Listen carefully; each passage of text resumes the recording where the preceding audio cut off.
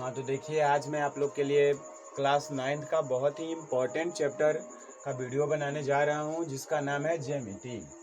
ज्यामिति को ऐसे कहा जाता है ज्योमेट्री। इस चैप्टर में बहुत सारे बच्चों को बहुत कठिनाइयाँ होती है। मेन इसमें समझना रहता है, जो कि वही बच्चे समझ नहीं पाते हैं, जिससे उनको बहुत ही हार्ड लगता है। ऐसे बहुत आसान चैप्टर है, लेकिन जो ठीक से पढ़ाई नहीं कर पाते हैं उनके लिए ये बहुत हार्ड हो जाता है। तो आज मैं इसी को आसान करने के लिए आप लोग को एक वीडियो बनाने जा रहा हूँ, जो कि है ज्यामिति। तो चलिए वीडियो को स्टार्ट करते हैं। आप लोग समझने का प्रयास कीजिएगा, बहुत ही आसान है, ध्यान दीजिएगा। सबसे पहले ज्यामिति की बात करते हैं। ज्यामिति की शुरुआत कहाँ से हुई? तो ज्यामिति की शुरुआत कहा जाए तो ज्यामिति को शुरुआत करने वाला जो देश है वो हमारा है यूनान। ज्यामिति जो शब्द निकल कर आया यो यूनान देश से निकल कर आया। ज्यामिति यूनान देश से निकलकर शब्द आया, इसीलिए ज्यामिति को हम लोग यूनानी शब्द कहते हैं। ज्यामिति जो हमारा है वो यो यूनानी शब्द है। तो अब बात ये आता है कि यूनान के कौन ऐसे व्यक्ति थे जो ज्यामिति का स्टार्ट किए। तो देखिए, यहाँ पर सबसे पहला व्यक्ति जो हमारे थे वो थे थेल्स। पहला व्यक्ति थे थेल्स, ध्यान दीजिए, बहुत इंपॉर्टेंट है, बहुत इंपॉर्टेंट। सबसे पहला व्यक्ति थेल्स थे, जिन्होंने ज्यामिति के बारे में बताया था। इनका जन्म, थेल्स का जन्म 640 ईस्वी पूर्व हुआ था। इनका जन्म 640 ईस्वी पूर्व, मतलब जब से हमारा जो ईस्वी बना है इससे भी 640 वर्ष पहले इनका जन्म हुआ था, जिनका नाम है थेल्स। ये बहुत बड़ा गणितज्ञ थे। इन्होंने ही बताया था, आप लोग पढ़े होंगे थेल्स परिमेय।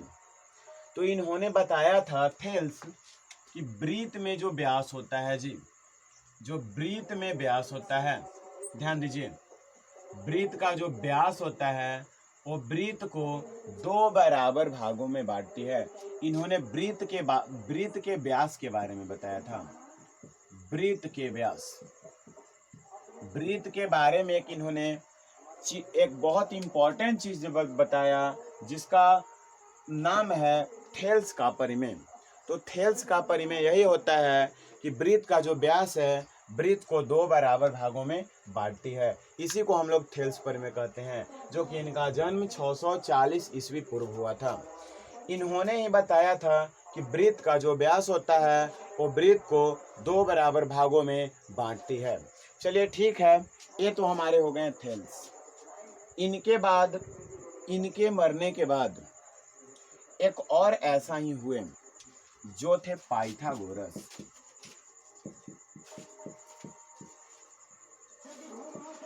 चलिए ध्यान दीजिए, पाइथागोरस क्या थे।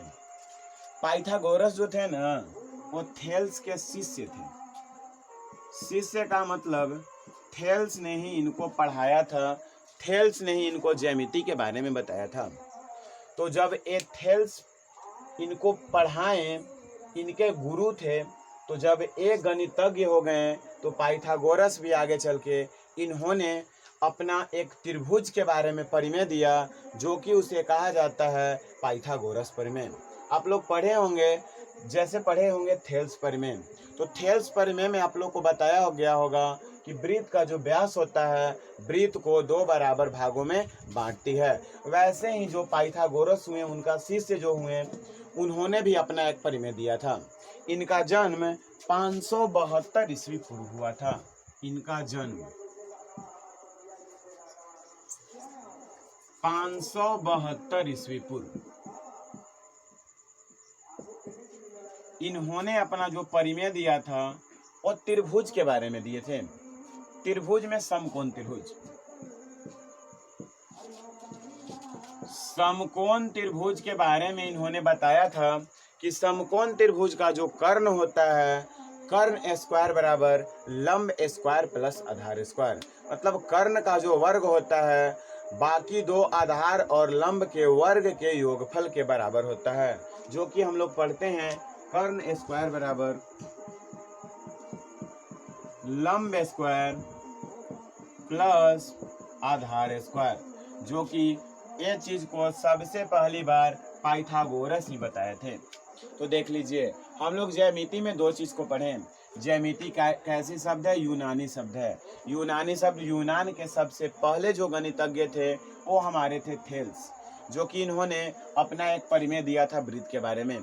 इसके बाद यूनान के ही एक और गणितज्ञ बने जिनका नाम पाइथागोरस है। इन्होंने दिया था समकोण त्रिभुज के बारे में, जो कि हम लोग पाइथागोरस और थेल्स के बारे में जो इनका परिमेय पढ़ेंगे वो हम लोग को पढ़ना है क्लास 10th में। क्लास 9th में हम लोग इनके बाद जो आए थे यूक्लिड के बारे में हम लोग क्लास 9th में अध्ययन करेंगे। तो चलिए देखिए अब यूक्लिड क्या बताएं। जैसे थेल्स अपना परिमेय बताएं, पाइथागोरस परिमेय बताएं, वैसे ही यूक्लिड भी अपना परिमेय दिए हैं। तो चलिए ध्यान दीजिए यूक्लिड का परिमेय क्या था। तीसरा जो इनके बाद आए वो थे यूक्लिड। ध्यान दीजिए, यूक्लिड का जन्म 372 ईस्वी पूर्व हुआ था। यूक्लिड भी यूनान के रहने वाले थे। तीनों जो गणितज्ञ हैं, थेल्स, पाइथागोरस और यूक्लिड, तीनों गणितज्ञ यूनान के ही रहने वाले हैं। यूक्लिड सबसे लास्ट में आए थे। सबसे पहले थेल्स थे, उसके बाद पाइथागोरस और उसके बाद आए थे यूक्लिड, जिनका जन्म 325 ईस्वी पूर्व हुआ था। तो देख लीजिए, इससे आप लोगों को साफ पता चलता है कि 640 ईस्वी पूर्व हुए थे थेल्स, उसके बाद 572 ईस्वी पूर्व हुए थे पाइथागोरस और उसके बाद 325 ईस्वी पूर्व हुए थे यूक्लिड। तो सबसे मेन गणितज्ञ थेल्स थे। उन्होंने अपना एक शिष्य बनाया पाइथागोरस को।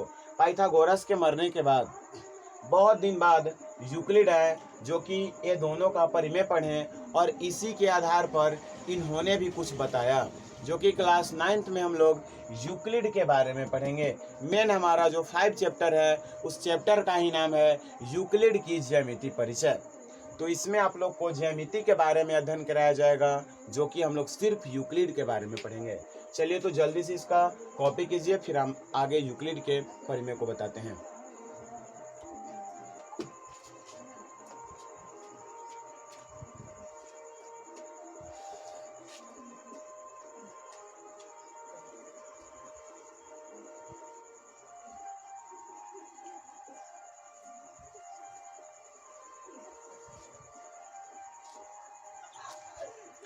हाँ तो ध्यान दीजिए, सबसे पहले अब हमारा मेन टॉपिक हो गए यूक्लिड,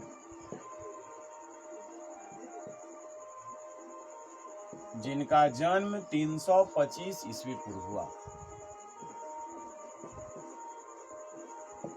चलिए तो ध्यान दीजिए, यूक्लिड ने सबसे पहले अपना एक कुछ परिभाषा दी है। परिभाषा जो कि क्या था इसके बारे में बात करेंगे, परिभाषा क्या होता है इसके बारे में भी बात करेंगे। लेकिन देखिए यूक्लिड ने सबसे पहले क्या इन्होंने बताया।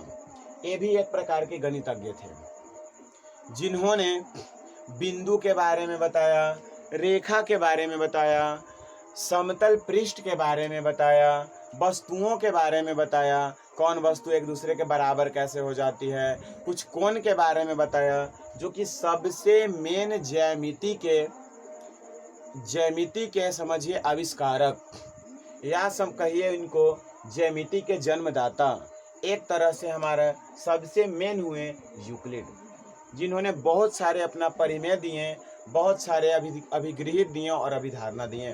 तो देखिए यूक्लिड क्या क्या दिए। सबसे पहले हम लोग बात करते हैं परिभाषा की। देखिए यूक्लिड ने सबसे पहले अपना परिभाषा बताया। यूक्लिड अपना परिभाषा बताएं। अब हम लोग सीखेंगे परिभाषा क्या होता है। तो परिभाषा में यूक्लिड क्या किए ना, उस परिभाषा को पहले बताएं और उसको सिद्ध किए।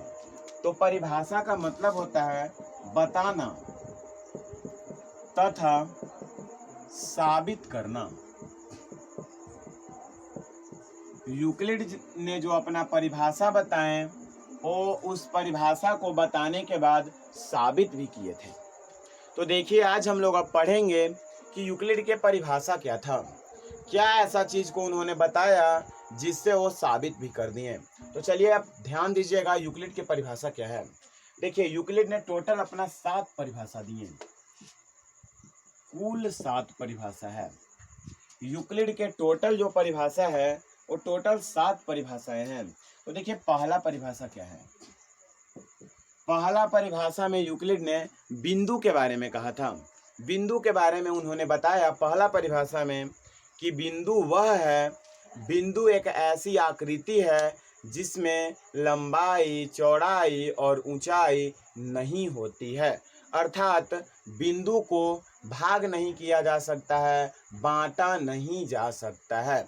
तो इसमें हम लोग पहला परिभाषा पढ़ें कि बिंदु वह है जिसका कोई भाग नहीं होता है। यूक्लिड के पहला परिभाषा हम लोगों ने पढ़ा कि बिंदु वह है जिसका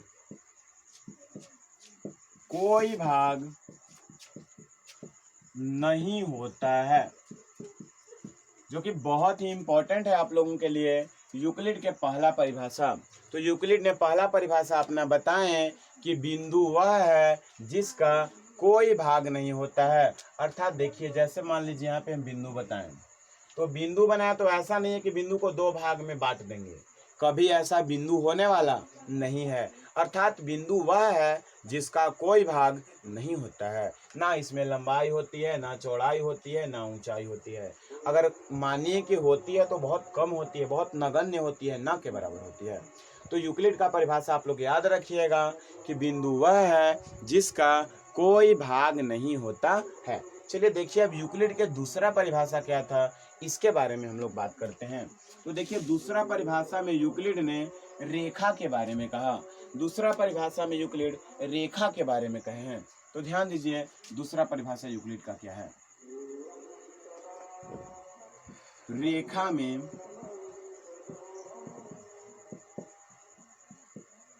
चौड़ाई रहित लंबाई होती है। देखिए जो ये परिभाषा लगता है कि बिल्कुल यूक्लिड गलत कहे हैं, लेकिन देखिए समझने का प्रयास कीजिएगा। यहाँ पे लिखा गया यूक्लिड द्वारा बताया गया दूसरा परिभाषा कि रेखा में चौड़ाई रहित लंबाई होती है। देखिए जो है रहित है ना, रहित का मतलब होता है नहीं होती है। ऐसे तो लगता है कि रहित का मतलब होना चाहिए था, रहती है मतलब चौड़ाई रहती है, लंबाई होती है। नहीं, रहित का मतलब जो रहित हुआ उसमें नहीं रहती है। रहित का मतलब याद रखिएगा नहीं रहती है।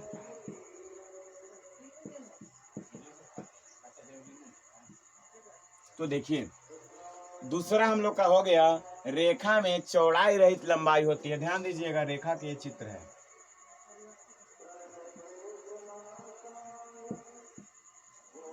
इसमें आप लोग देख रहे होंगे जो रेखा है इसमें सिर्फ लंबाई है, चौड़ाई और ऊंचाई नहीं है। अर्थात रेखा में चौड़ाई रहित लंबाई होती है, माने चौड़ाई नहीं रहती है, रहित मतलब नहीं रहती है, और लंबाई होती है। तो दूसरा हम लोग यूक्लिड के परिभाषा पढ़ें कि रेखा में चौड़ाई रहित लंबाई होती है। चलिए अब हम लोग पढ़ेंगे यूक्लिड के तीसरा परिभाषा क्या था। ध्यान दीजिएगा, आप लोग समझने का प्रयास कीजिएगा। तीसरा परिभाषा में हम सबसे पहले एक चित्र बनाते हैं। आप लोग बताइए, जैसे इतने सारे बिंदु हैं,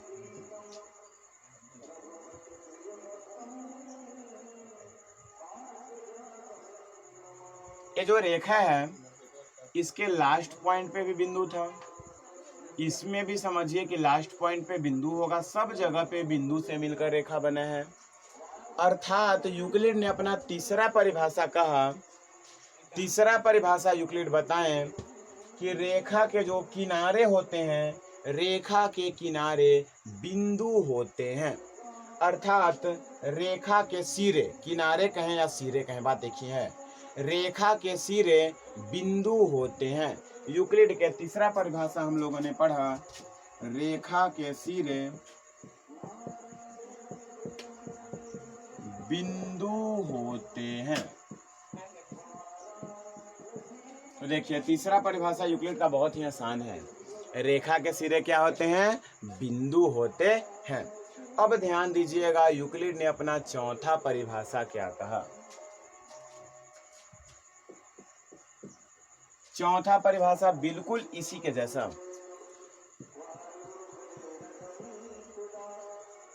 समझने का प्रयास कीजिएगा। सीधी बिंदु बनाया हुआ था, बिंदु का एकदम सीधा रूप था, जो कि उसको मिला दिए तो वही ले लिया रेखा का रूप। बिंदु का रूप ही रेखा का रूप हो गया। अब इसमें समझिएगा,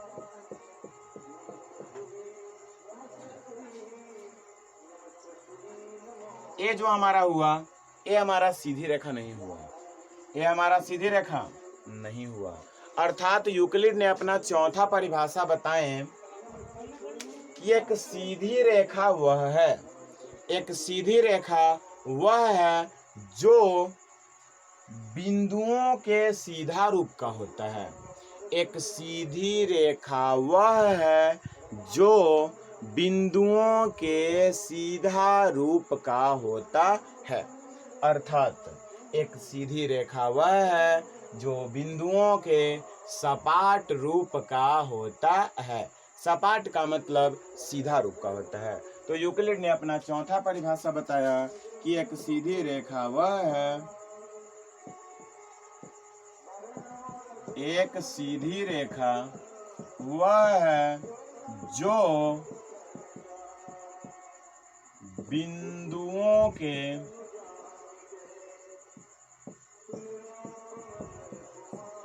सपाट रूप का होता है। बिंदुओं के सपाट रूप का होता है। तो देखिए, यूक्लिड ने अपना चौथा परिभाषा बताया कि एक सीधी रेखा वह है जो बिंदुओं के सपाट रूप का होता है, जो कि यूक्लिड ने सभी परिभाषाओं को साबित भी किया था। चलिए अब हम लोग पढ़ेंगे यूक्लिड के पांचवा परिभाषा। तो पांचवा परिभाषा पढ़ने से पहले आप लोग को कुछ समझना होगा।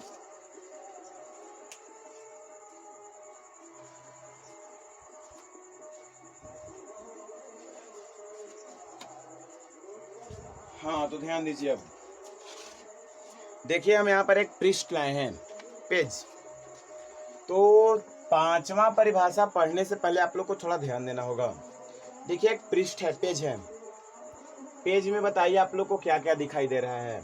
एक लंबाई है, एक चौड़ाई है, या इसको लंबाई कहिए, इसको चौड़ाई कहिए, बात एक ही है।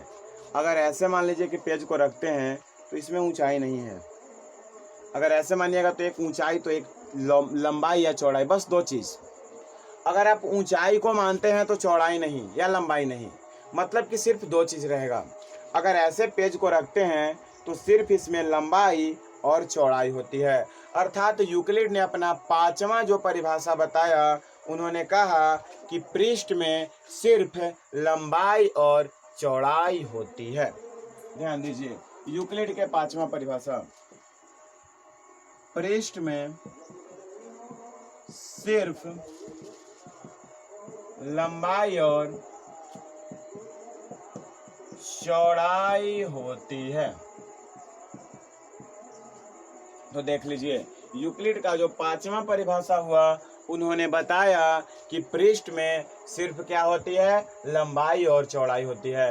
यहाँ पे लंबाई के जगह पे मान लीजिए ऊंचाई लिखा जाए और चौड़ाई हो जाए तो बात एक ही रहेगा। लेकिन यूक्लिड जो बताए थे वो अपना पांचवा परिभाषा यही दिए थे कि पृष्ठ में सिर्फ लंबाई और क्या होती है? चौड़ाई होती है। लेकिन रेखा में सिर्फ क्या होती है? लंबाई होती है, चौड़ाई ऊंचाई नहीं होती है। चलिए, तो ठीक है, आप लोगों ने पांचवा परिभाषा पढ़ा। अब छठा परिभाषा पढ़ने के लिए भी आप लोग को पृष्ठ की मदद लेना होगा।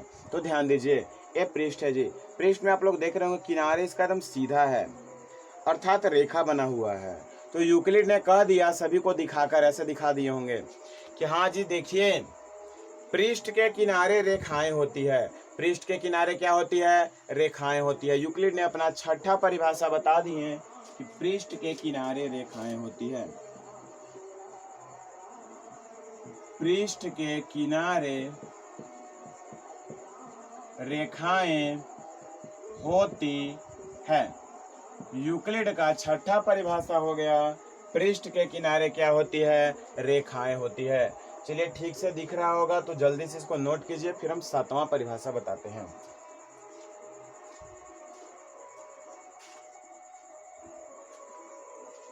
हाँ, शायद सातवां परिभाषा भी दिख जाएगा, इसीलिए यहाँ पर हम सातवां परिभाषा बता देते हैं। चलिए तो आप लोग समझने का प्रयास कीजिएगा। देखिए सातवां परिभाषा है बिल्कुल इसी के जैसा। चौथा, सीधी रेखा वह है जो बिंदुओं के सपाट रूप का होता है। सीधी रेखा वह है जो बिंदुओं के सपाट रूप का होता है। लेकिन ध्यान दीजिएगा, हमने यहाँ पर एक पृष्ठ बनाया है। इस पृष्ठ में आप लोग देख रहे हैं कि जो समतल पृष्ठ होता है एकदम बराबर पृष्ठ, वो बराबर पृष्ठ जो होता है इसमें सीधी रेखा एकदम सपाट रूप में होता है, सीधा सीधा रूप में होता है। मतलब कि यूक्लिड ने अपना जो छठा परिभाषा बताया, उन्होंने कहा कि एक समतल पृष्ठ वह है, एक समतल पृष्ठ वह है जो सीधी रेखाओं के सपाट रूप का होता है। लेकिन यहाँ पर उन्होंने चौथा कहा कि एक सीधी रेखा वह है जो बिंदुओं के सपाट रूप का होता है, लेकिन एक समतल पृष्ठ वह है जो सीधी रेखाओं के सपाट रूप का होता है, जो कि यूक्लिड के सातवां परिभाषा है। समतल पृष्ठ वह है जो सीधी रेखाओं के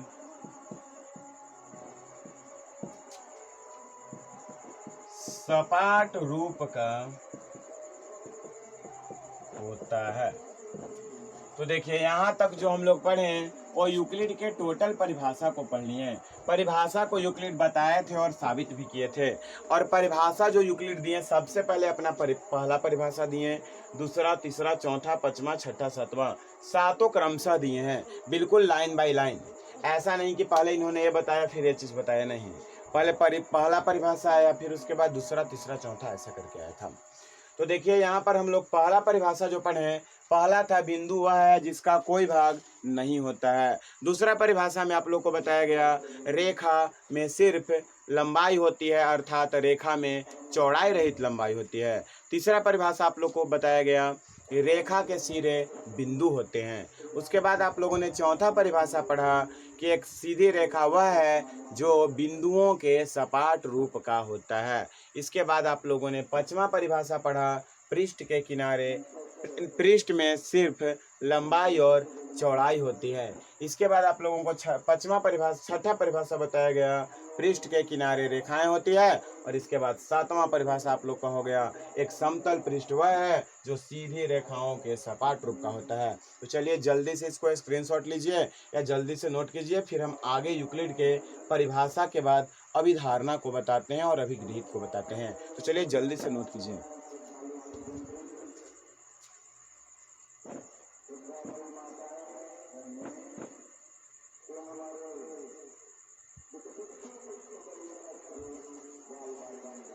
चलिए तो वीडियो को ज़्यादा लंबा नहीं करते हैं, फट से अब आगे आप लोग को अभिगृहित को बताते हैं।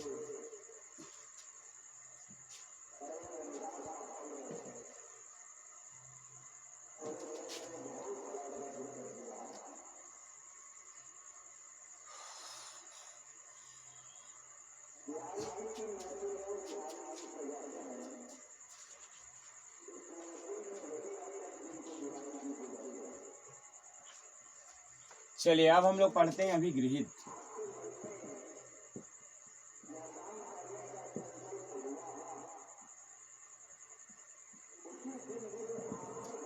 ध्यान दीजिए अभिगृहित क्या होता है। एक होता है अभिगृहित और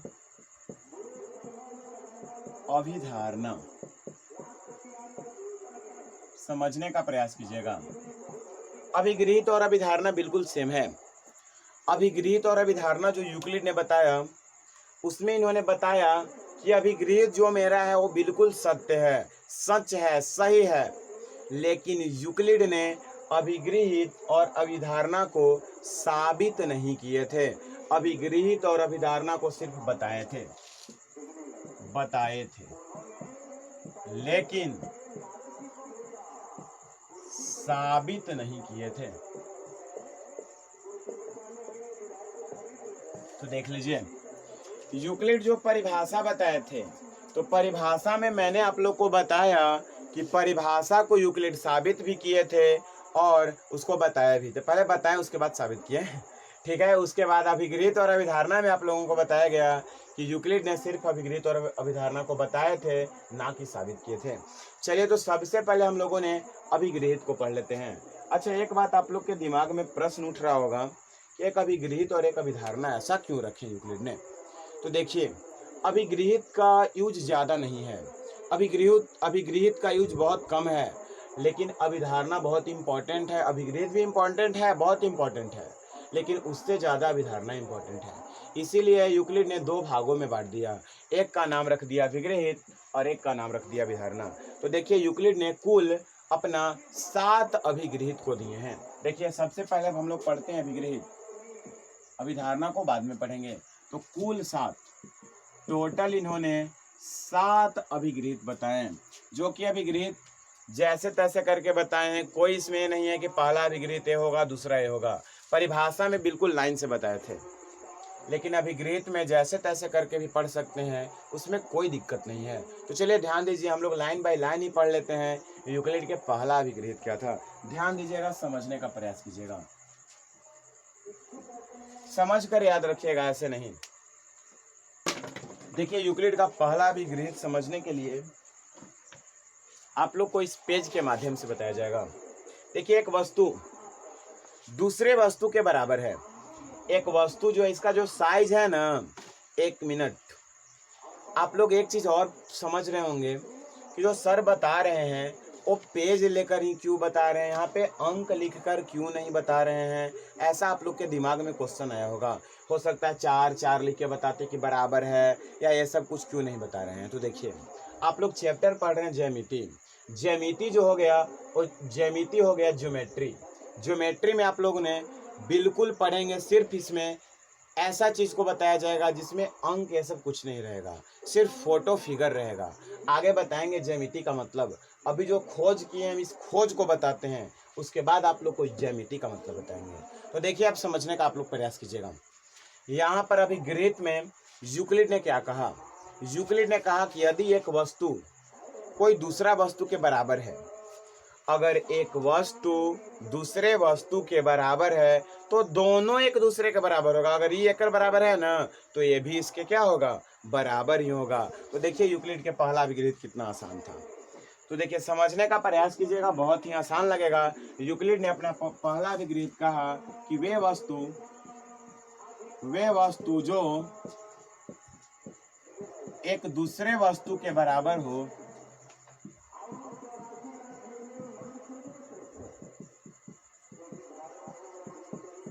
दोनों एक दूसरे के बराबर होती है, दोनों एक दूसरे के बराबर होती है। तो देख लीजिए, यूक्लिड ने अपना पहला अभिगृहित बताया कि अगर वे वस्तु जो एक दूसरे वस्तु के बराबर है या एक वस्तु के बराबर है, तो दोनों एक दूसरे के क्या होती है, बराबर होती है। वे वस्तु जो एक वस्तु के बराबर, ये भी कह सकते हैं, वे वस्तु जो एक वस्तु के बराबर है, माने कोई ऐसा वस्तु है जो एक वस्तु के बराबर है, तो दोनों एक दूसरे के क्या होती है, बराबर होती है, जो कि हम लोग पढ़ लिए हैं यूक्लिड के पहला अभिगृहित। चलिए, अब आप लोग ध्यान दीजिएगा यूक्लिड के दूसरा अभिगृहित समझने का प्रयास कीजिएगा, फिर इसमें पेज से ही बताया जाएगा। देखिए, एक ऐसा चीज है, दोनों पेज बराबर है। दोनों पेज क्या है, बराबर है। जब हम लोग बराबर में बराबर को जोड़ देंगे तो इसका पूर्ण जो आएगा ना, पूरा जो निकल कर आएगा ना, पूरा टोटल बराबर लगेगा। देखिए, अब आप लोग को ऐसा लग रहा होगा कि मैं सिर्फ एक पेज लिया हूँ, लेकिन मेरे पास कितने पेज हैं, 2 पेज हैं। तो आप लोग समझने का प्रयास कीजिएगा कि जब बराबर में बराबर को जोड़ दिया जाता है, अच्छी तरह से जोड़ देंगे, तो जो पूरा पूरा जो टोटल आता है वो भी बिल्कुल बराबर ही रहता है। अर्थात बराबर में बराबर को जोड़ा जाता है तो पूर्ण भी बराबर होता है। दूसरा यूक्लिड ने अपना अभिगृहित बताया कि बराबर में बराबर को जोड़ा जाता है,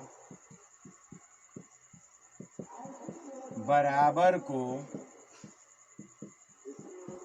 जोड़ा जाता है तो पूर्ण भी बराबर होता है। तो देख लीजिए यूक्लिड का जो दूसरा पर अभिगृहित हो गया, इन्होंने कहा बराबर में बराबर को जोड़ा जाता है तो पूर्ण भी, पूर्ण मतलब पूरा, टोटल भी क्या होता है, बराबर होता है। इसके अनुसार तीसरा इन्होंने इसके विपरीत कहा, इसके उल्टा कहा। मान लीजिए कि एकदम दो को बराबर जुड़ा हुआ है पहले ही से, पहले से ऐसा है, इसमें से हम एक बराबर को हटा दिए, मतलब बराबर में से बराबर को हटाया जाता है, घटाया जाता है, तो जो आएगा वो भी हमारा बराबर ही रहेगा।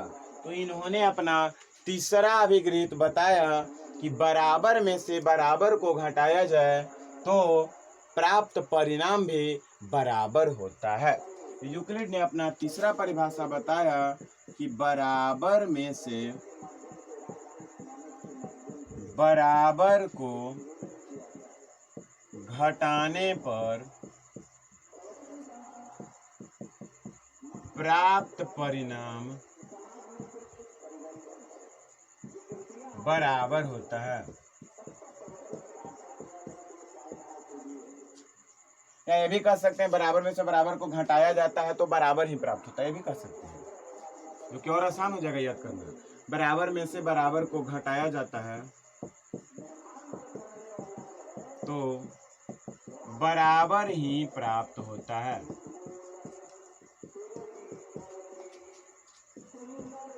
तो देखिए यहां तक आप लोगों ने यूक्लिड के आप लोगों ने 3 अभिगृहित को जाना। पहला अभिगृहित था वे वस्तु जो एक वस्तु के बराबर है तो दोनों एक दूसरे के बराबर होती है। दूसरा बताया गया, अगला फिर पेज से ही बताया जाएगा। दूसरा बताया गया आप लोग को कि बराबर में बराबर को जोड़ा जाता है तो पूर्ण भी बराबर होता है। तीसरा वही चीज हुआ कि बराबर में से बराबर को घटाया जाता है तो बराबर ही प्राप्त होता है। अब देखिए चौथा भी समझने का प्रयास कीजिएगा, बहुत आसान है। देखिए यहाँ पर हम 2 पेज लिए हैं, दोनों पेज को ऐसा पकड़े हैं कि एक दूसरे को ढक दे रहा है, मतलब समपाती है। एक दूसरे को ढकने का अर्थ होता है समपाती। समझने का प्रयास कीजिएगा। वे वस्तु जो एक वस्तु के समपाती हो, देखिए एक वस्तु है ना, ये वस्तु के समपाती है, इसको ढक दे रहा है जी, परस्पर समपाती हो मानी इसको ढक दे रहा है, इसको ढक दे रहा है। तो जब समपाती रहेगा मतलब एक दूसरे को ढकेगा, बिल्कुल अच्छी तरह से ढकेगा, तो दोनों क्या होते हैं, बराबर होते हैं। अर्थात वे वस्तु जो एक वस्तु के परस्पर समपाती हो, वे वस्तु जो एक वस्तु के परस्पर समपाती हो तो दोनों एक दूसरे के बराबर होते हैं। देख लीजिए बहुत आसान है।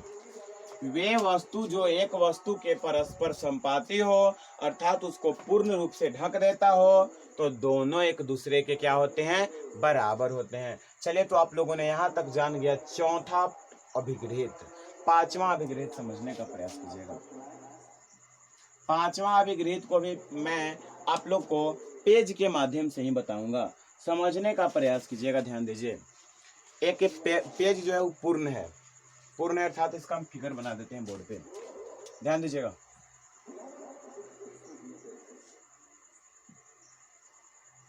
ठीक है, एक पेज जो कि पूर्ण है, पूरा है, हम इस पेज का भाग बना देते हैं, ध्यान दीजिए।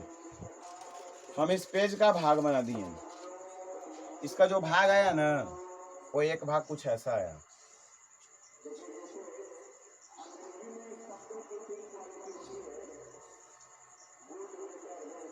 एक भाग ऐसा आया और दूसरा भाग कुछ ऐसा आया।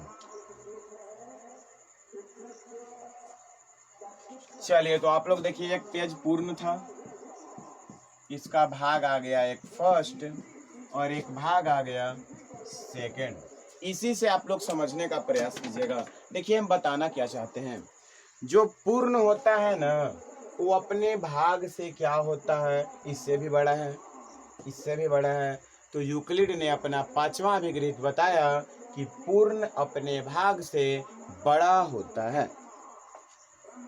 ध्यान दीजिए, पांचवा यूक्लिड के अभिगृहित जो हो गया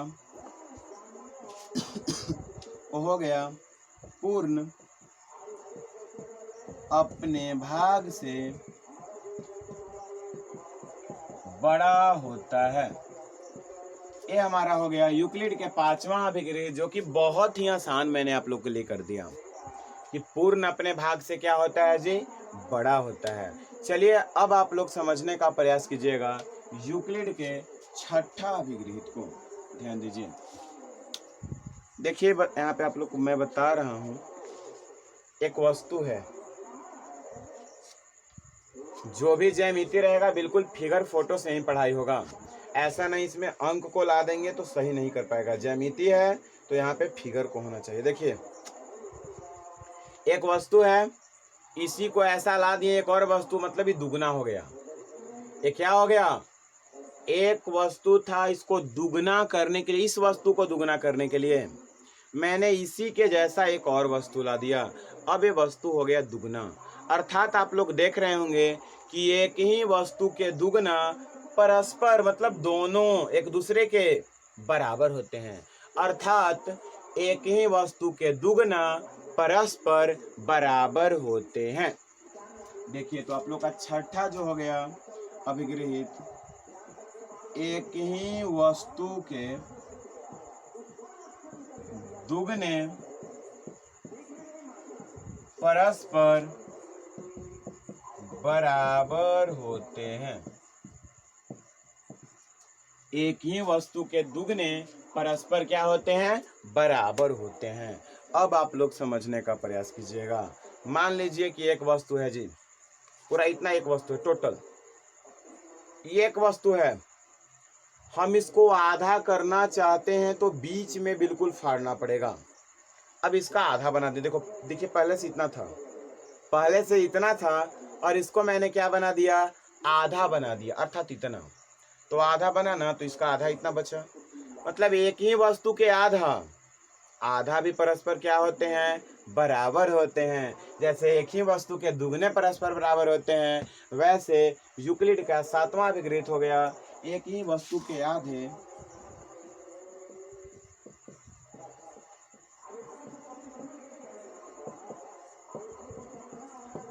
परस्पर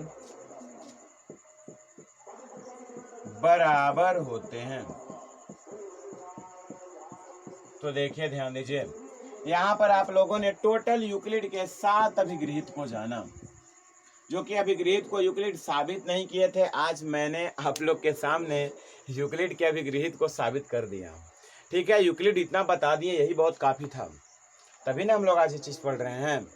तो यूक्लिड अपना ये 7 अभिगृहित दिए थे, जिसको उन्होंने साबित नहीं किया था। उन्होंने पहला बताया कि वे वस्तु जो एक ही वस्तु के बराबर हो, दोनों एक दूसरे के बराबर होती है, बराबर में बराबर को जोड़ा जाता है, बराबर प्राप्त होता है, बराबर में से बराबर को घटाया जाता है, बराबर प्राप्त होता है।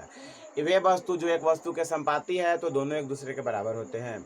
आगे बताया गया पूर्ण अपने भाग से बड़ा होता है। उसके बाद बताया गया एक ही वस्तु के दुगने परस्पर बराबर होते हैं और एक ही वस्तु के आधे परस्पर बराबर होते हैं। अब आप लोग जरा सोच कर देखिए, आप लोग को सातों परिभाषा और सातों अभिगृहित यहाँ तक मैंने याद करवा दिया है आप लोग को। अब आप लोग को आगे पढ़ना है यूक्लिड के अभिधारणा। तो जल्दी से इसको नोट कीजिए, फिर हम आगे बताते हैं यूक्लिड की अभिधारणा।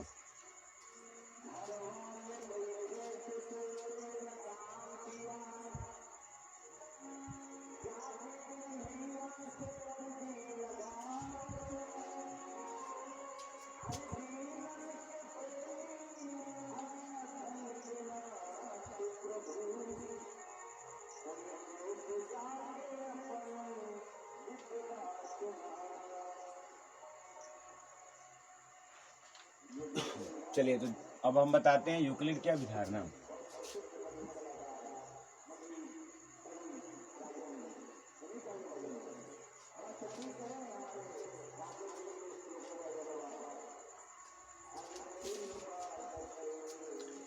तो देखिए बहुत आसान होता है, अगर आप लोग रिवीजन करते रहिएगा तो कभी नहीं भूलिएगा। इसी के आधार पे जो आगे ज्यामिति का चैप्टर है बिल्कुल इसी के आधार पे है, या तो 9th रहे 10th रहे, बिल्कुल इसी के आधार पे है।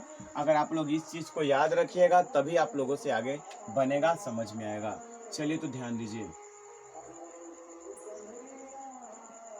देखिए यूक्लिड ने अपना कुल 5 अभिधारणा दी है। अभिधारणा थोड़ा ही कम दी, हो सकता है थक गए होंगे, बहुत 7 परिभाषा दे दिए हैं, 7 अभिग्रहित दे दिए, तो इन्होंने अभिधारणा अपना टोटल 5 दिए हैं, जो कि यूक्लिड ने अभिधारणा को सिर्फ बताए थे, हम लोग को दिए हैं, लेकिन साबित नहीं किए थे। चलिए तो ध्यान दीजिए, यहाँ पर आप लोग को सबसे पहला अभिधारणा यूक्लिड के क्या था समझने का प्रयास कीजिएगा। एक बिंदु यहाँ पर, एक बिंदु यहाँ पर,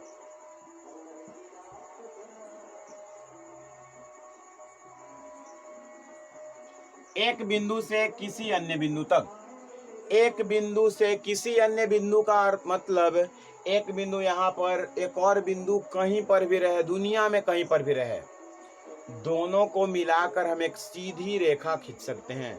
ऐसा नहीं होता कि सीधे रेखा, ऐसा ही होता है, कैसे भी रहे, इसको टेढ़ा मेढ़ा नहीं रहना चाहिए।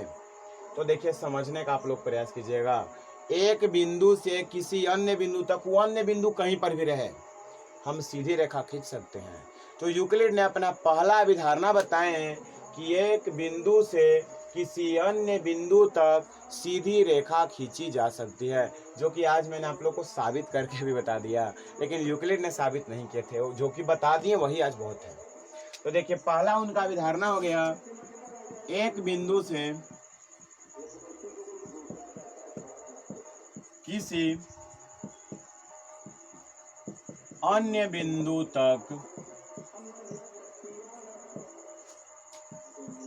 सीधी रेखा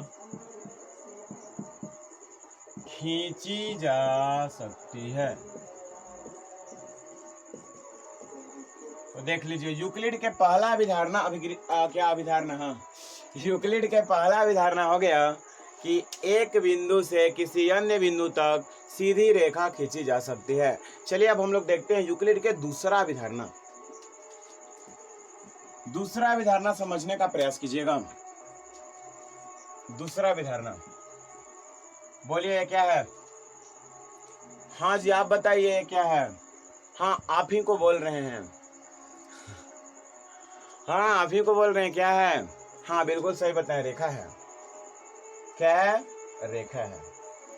बताइए रेखा में तो दोनों तरफ तीर रहता है, इसकी लंबाई को हम अनिश्चित रूप से क्या कर सकते हैं? बढ़ा सकते हैं। अर्थात एक शांत रेखा को अनिश्चित रूप से बढ़ाया जा सकता है। तो यूक्लिड ने अपना दूसरा अभिधारणा बताएं कि एक शांत रेखा को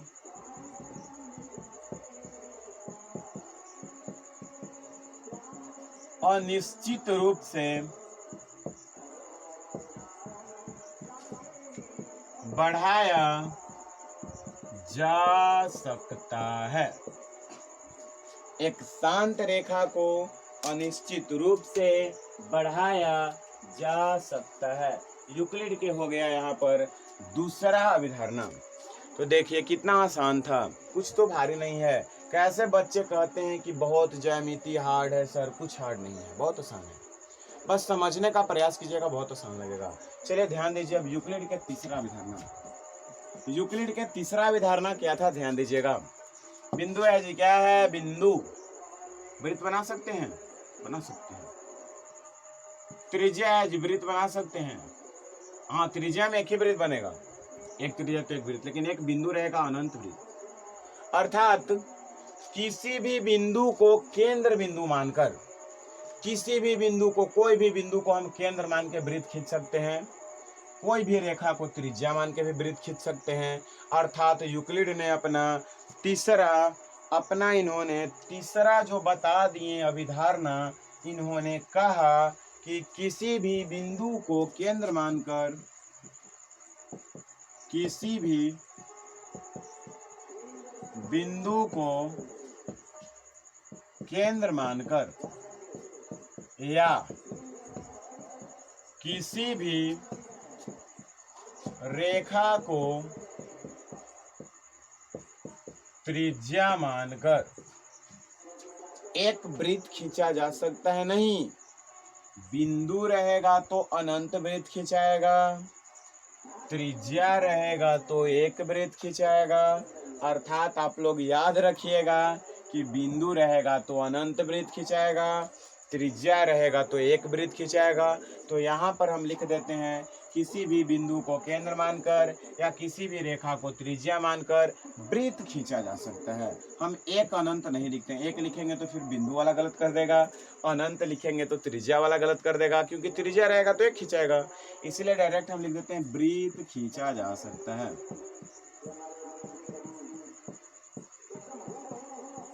देखिए, तो ऐसा बताएंगे जो कि बहुत आसान लगेगा और आप लोग को जल्दी याद होगा अगर समझने का प्रयास कीजिएगा, सुनने का प्रयास कीजिएगा तब। चलिए ठीक है, यहाँ तक हम लोगों ने पढ़ लिया यूक्लिड के 3 अभिधारणा। अब आप लोग देखिएगा यूक्लिड के चौथा अभिधारणा क्या था, समझने का प्रयास कीजिएगा। आप लोग पढ़े होंगे समकोण बराबर कितना डिग्री, 90 डिग्री। बहुत बढ़िया। समकोण बराबर, एक समकोण बराबर कितना डिग्री, 90 डिग्री। दो समकोण बराबर कितना डिग्री, हाँ बताइए। अरे हाँ, आप ही को बोल रहे हैं, खड़ा होइए जल्दी से बताइए। हाँ बिल्कुल सही बताएं, 180 डिग्री। दो समकोण बराबर कितना डिग्री, 180 डिग्री। समकोण जब भी होगा कितना डिग्री का होगा, 90 डिग्री का होगा। अर्थात यूक्लिड ने चौथा जो कह दिए अभिधारणा, उन्होंने बता दिया कि सभी समकोण आपस में बराबर होते हैं, अर्थात 90 डिग्री वाला 90 डिग्री वाला सब बराबर होते हैं। तो यूक्लिड ने अपना चौथा अभिधारणा कहा कि सभी समकोण बराबर होते हैं। चलिए, पांचवा अभिधारणा सबसे इंपॉर्टेंट है। पांचवा अभिधारणा जो कि याद करना भी बहुत मुश्किल होगा, लेकिन मैं आप लोग को बिल्कुल आसान करवा दूंगा। ध्यान दीजिएगा, सिर्फ बोर्ड पे समझने का प्रयास कीजिएगा। पांचवा अभिगृहीतन क्या बनाते हैं।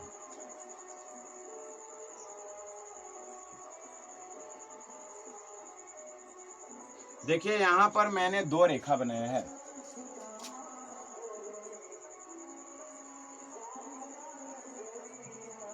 ठीक से दिख रहा होगा, 2 रेखा बनाए हैं। एक सीधी रेखा इस पे ऐसे कर दिया, 2 सीधी रेखा भी, सब सीधी रेखा है। एक सीधी रेखा ऊपर से गिर गया। बताइए, ये दोनों रेखा तो कटा ही है। ये वाला कट गया है, ये वाला भी कट गया है। ए वाला रेखा मान लीजिए पहला रेखा है, ये दूसरा रेखा है, ये तीसरा रेखा है। पहला और दूसरा यहाँ पे कटी है रेखा, पहला और तीसरी रेखा यहाँ पे कट गई है। आप लोग बताइएगा, ये दूसरी रेखा और तीसरी रेखा क्या इधर कटेगी कभी? रेखा तो बढ़ती है, इधर कभी कटने वाली नहीं है। दूसरी और तीसरी रेखा कभी बाईं तरफ नहीं कट रही है। हाँ, अगर कभी वैसा चित्र बनाएंगे तब कटेगी, बात सही है, कटेगी, बताएंगे। यहाँ पर देखिए, ये आगे बढ़ेगी तो शायद कट जाएगी यहीं पर। समझने का प्रयास कीजिएगा। यहाँ पर जो इधर वाला कोण है 90 डिग्री से ज्यादा, सीधा रहता तब 90 डिग्री, ये भी 90 डिग्री से ज्यादा, ये 90 डिग्री से कम, ये भी 90 डिग्री से कम। समझने का प्रयास कीजिएगा, वो चीज याद हो जाएगा। बहुत लंबा है लेकिन बहुत आसान कर देंगे।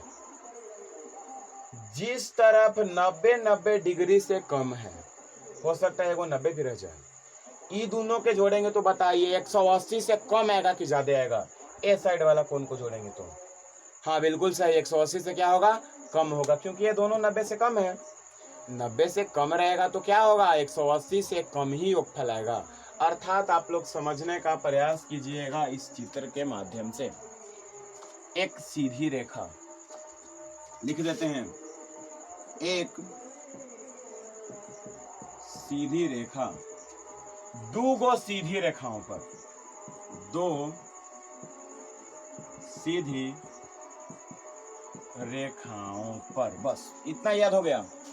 एक सीधी रेखा, दो सीधी रेखाओं पर इस प्रकार गिरती है ना। ऐसे गिरती तो गड़बड़ा जाता, लेकिन ये सीधी रेखा इस प्रकार गिरती है कि जिस तरफ एक ही ओर के अंतः कोने है, अंदर वाला कोण आप लोग 8 क्लास में ही पढ़े होंगे।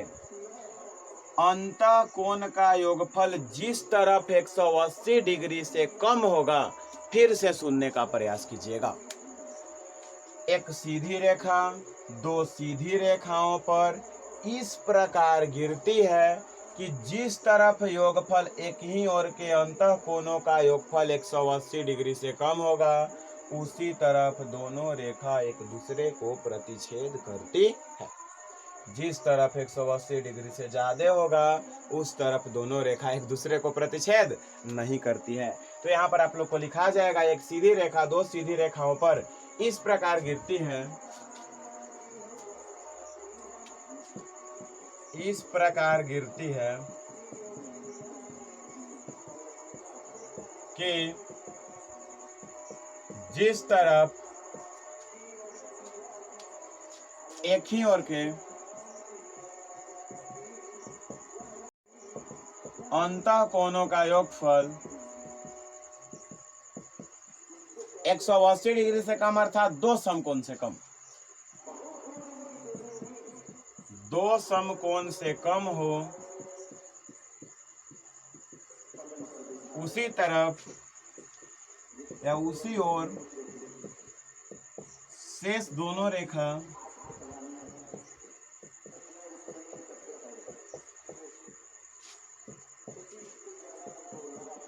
एक दूसरे को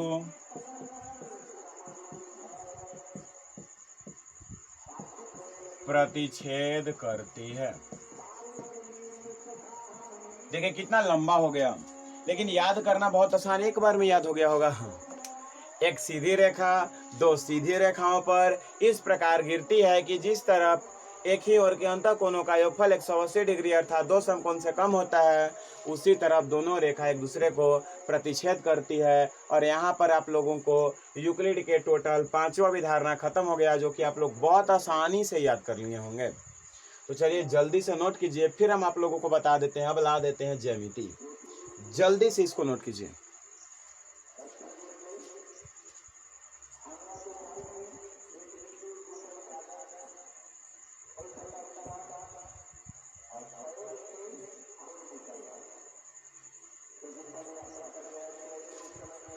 चलिए तो नोट हो गया, तो जल्दी से अब आप लोग को ला देते हैं हम ज्यामिति। अब देखिए इतना खोज होने के बाद अब हम लोग ज्यामिति को आसानी से समझ पाएंगे। देखिए बिंदु रेखा ये सब की जरूरत पड़ी कुछ चीज को मापने के लिए। तो देखिए ज्यामिति बना है दो शब्द से, एक ज्या प्लस मिति। समझने का प्रयास कीजिएगा।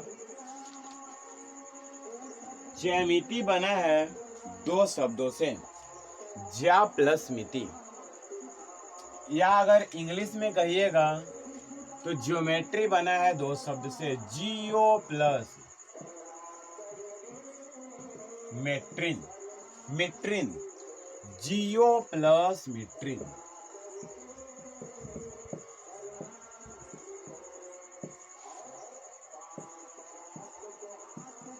ध्यान दीजिए, ज्या का मतलब होता है पृथ्वी, मिति का मतलब होता है मापना, जियो का भी मतलब होता है वही पृथ्वी, मीट्रिन का मतलब होता है मापना।